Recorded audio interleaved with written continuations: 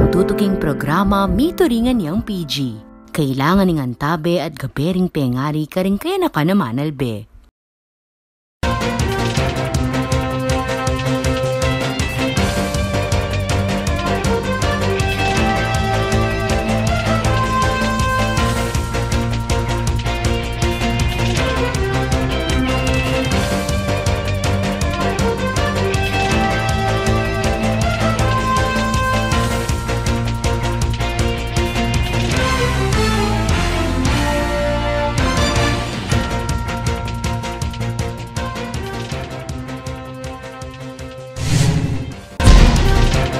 Ayo po oras kabalen.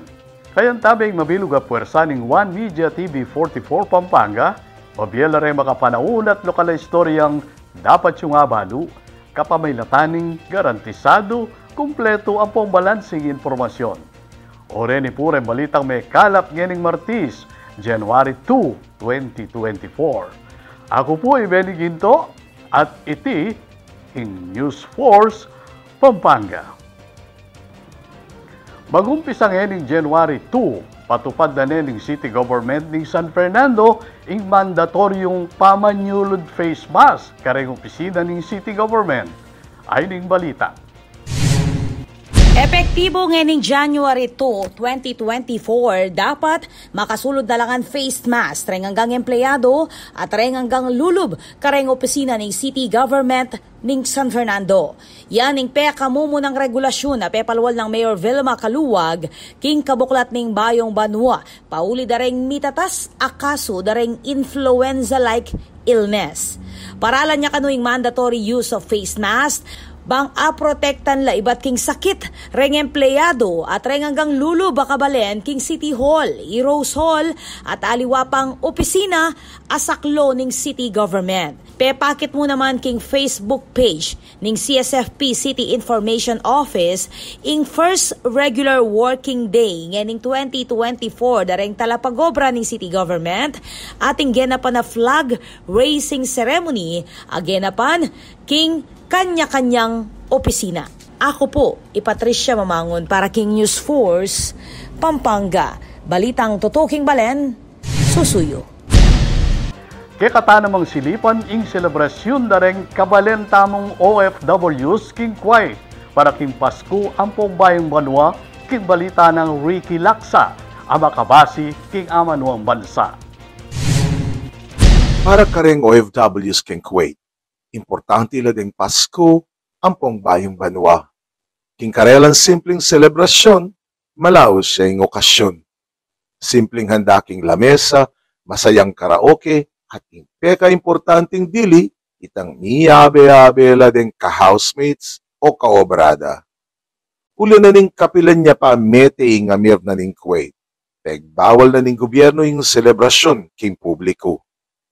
Yan ang dagpaning Bayong Banwa, may katmuya yung popular destinasyon kareng OFWs ingaws ng Old Souk, nung no ka rin muakit din Pilipinong pipamangan, groceries, imalan, gadgets at paboritong meeting place para kareng OFWs. In simpleng pamamasyal at pamangan, nilaba siya yung pagsalubong king Bayong Banwa. Pero bayo pa maning alas 12 na ning bengi, alas 5 pa mo, may mag-aos na la kareng pamilya da king Pilipinas, uli ng mumunayang 5 oras king Pilipinas king Kuwait. Pilang OFWs nga kasabi na ng GNN TV 44 at pepayabot na kareng pamilya at kayabe ng OFWs ing karelang simpleng wishes. Malibatan po kareng pamilya ko Kenny, pabatiyan ko po rin tengari ko, rin kapatid po kamag-anak ko kay Lubao, in San Fernando. Maligong Bayong Banwa po kay Kongon. Kapayapan nga kay katamot more blessings kareng pamilya ko kay Pampanga. At pasalamat ko po kareng hanggang biyaya ang atanggap ni Kening Banwa ini. Pamusta na ko kay sana kay tutuking Banwa miyabi-abi ang pasibayo. At miuli na rin na, miuli ko rin. Para masaya na tayo, kumpleto na tayo. Puri kong sabihan kareng lugod kong pengari, kareng kapatid ko, kaluguran da kayong sobra-sobra. At nanuman ning hirap, lagi yung isipan na para kay kayo yung gagawan ko. Kaluguran da kayo. At para kareng OFW keng Kuwait, maging matatag kayo sana, kareng pagsubok at daratang kaya kayo, at lagi yung ingatan ng iyong sarili. Ngayon po, batiyan kayo po yung kakong pengaring lalaki. Happy New Year and Merry Christmas.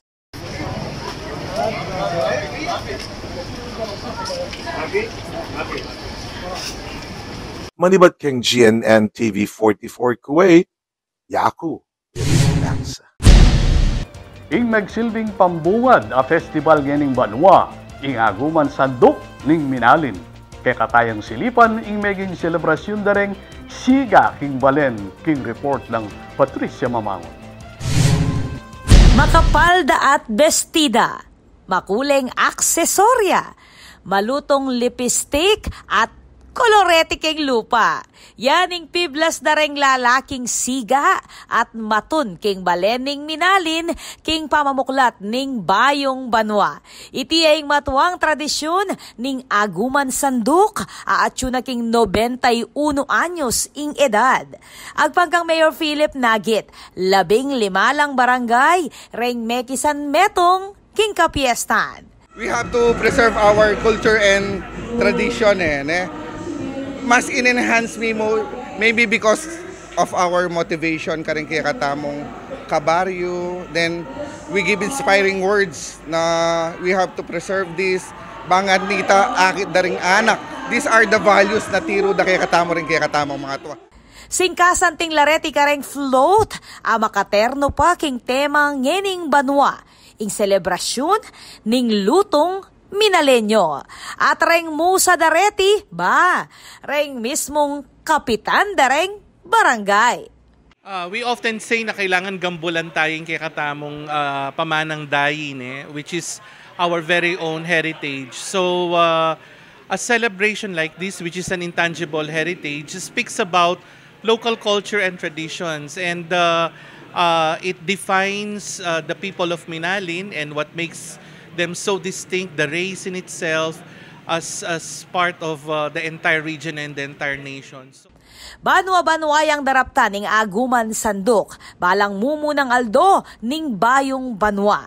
Banwang 1931 pa, inyang umpisan niya ngaliwang klasing tradisyon, kayag naning pangalangi dareng asikan, sangkan bang mibalot yang lungkot ing balen. At iti, ingaisip dang paralan ren kilalakinan, bang mamietula at akabyusan, ingera pa na kapag subukan. Ako po, Patricia Mamangon para King News Force, Pampanga. Balitang tutu, King Balen, susuyo. Atin pang mga paling balita king pamagbalik ning News Force Pampanga.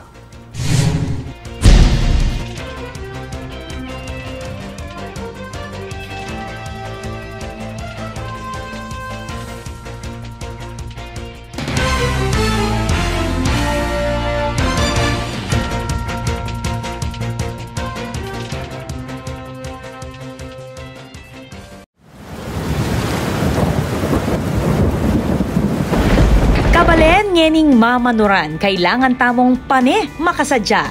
Oreti rin kailangan tamo ngening kauran. Isadya la ring emergency light.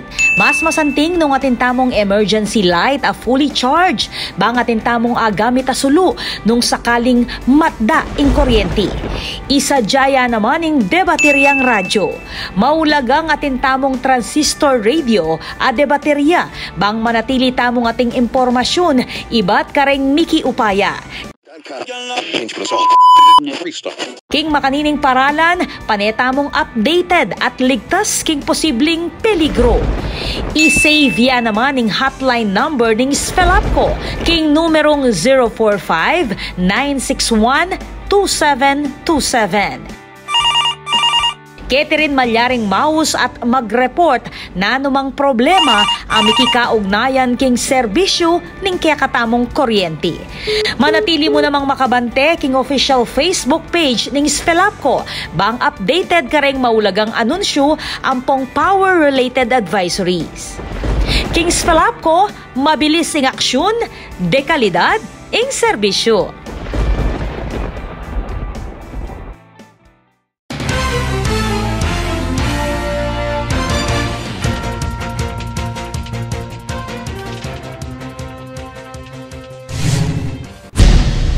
Deni pa rin balitang dapat tamong tutukan. Kay kata namang silipan, ing makuleng fireworks display ang may pupus king Banuang 2023 king SM City Clark. Ay ning report ng Patricia Mamangon. 4, 3, 2, 1.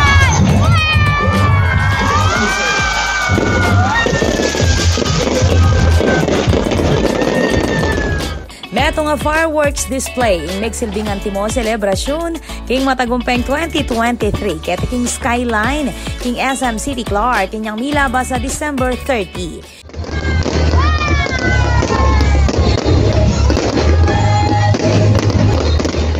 It was a night full of color, music and fun at the Skyline Fireworks Festival. Metong niya kanong pasalamat iti ning SM Supermalls, kareng mall goers, at kareng matagumpeng programa apetupad ning mall.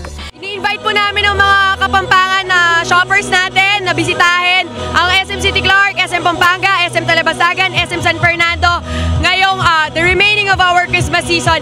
Happy New Year po! Marami pa po kaming pakulo sa 2024. Megin nemang bonding moment iti, kareng kabalen at pamilya Dareti.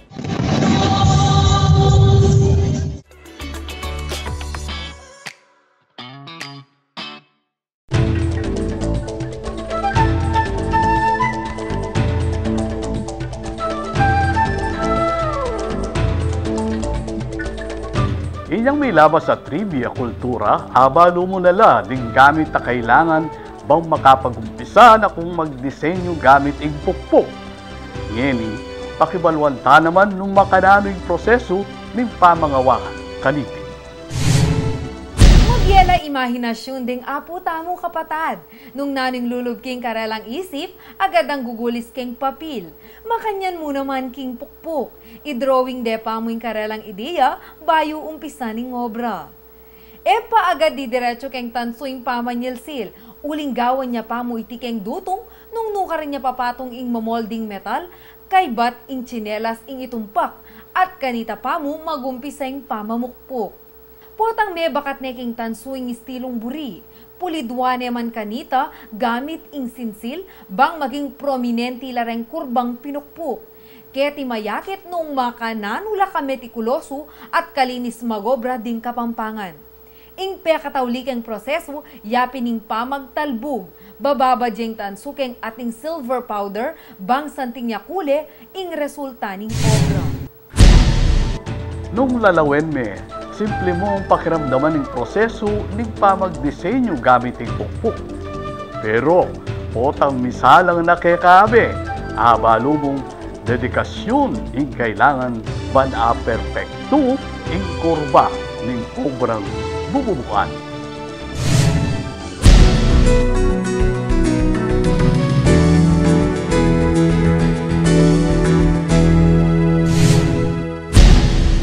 Kaya katamong pakibaluan ng bilining panahon king lalawigan, kilob ng 24 oras, ay ng report ng Patricia Mamangon.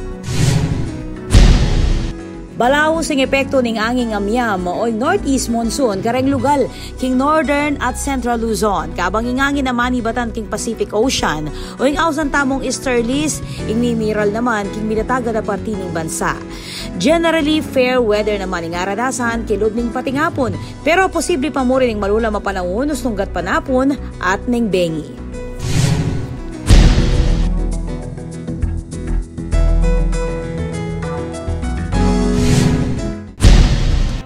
Kabalen maging parti kaking pamagbalita kay Tiking News Force Pampanga.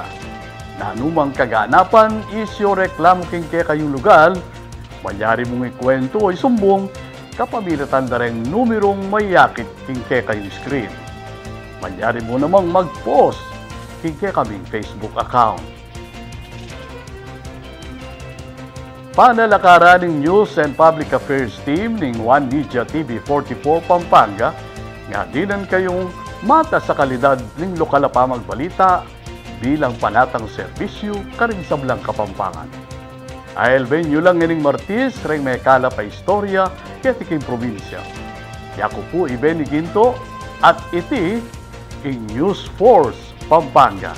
Balitang tutu, king Balen, susunod.